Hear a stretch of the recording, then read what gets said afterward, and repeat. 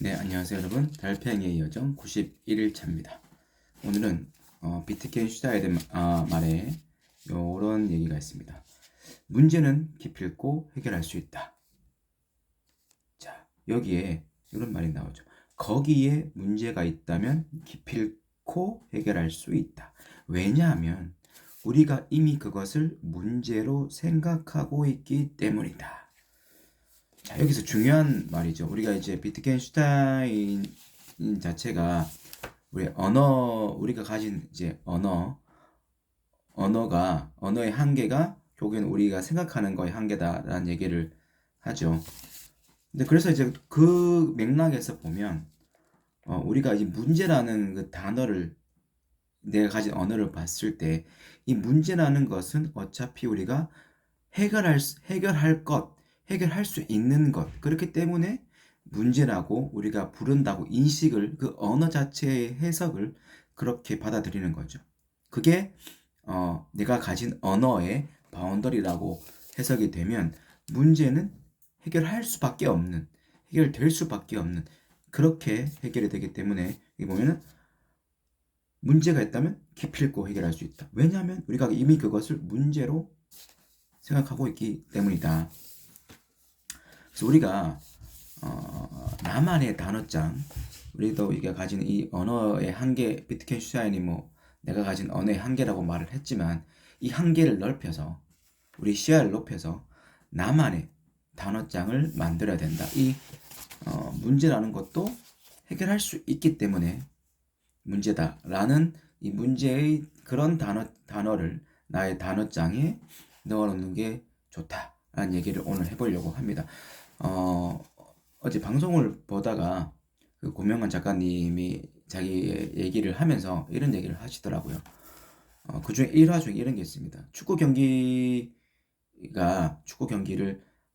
하면 이기거나 보통 지거나 이렇게 말하잖아요. 그런데 이기거나 그다음에 배우거나 이렇게 얘기를 하시더라고요.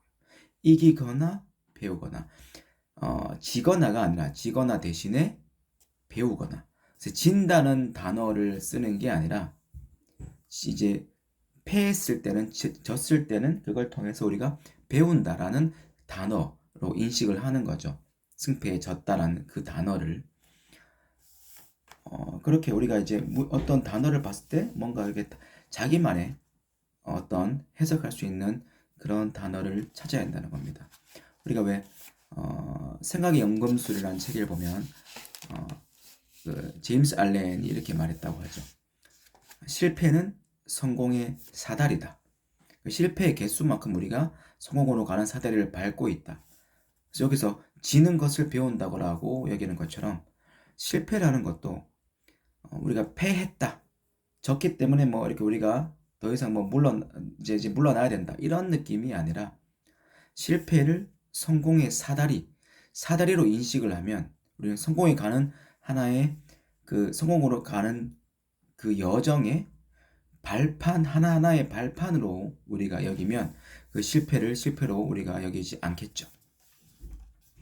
그래서 우리가 이런 책들을 통해서 특히 비트겐슈타인의 이런 내가 가진 언어의 한계는 내가 세상을 보는 그런 시각의 한계다라고 하는 것처럼 우리의 이 언어의 한계를 넓힘으로 해서 우리 시각을 넓히는 그런 것들을 역시 책을 통해서 얻을 수가 있는 것 같습니다.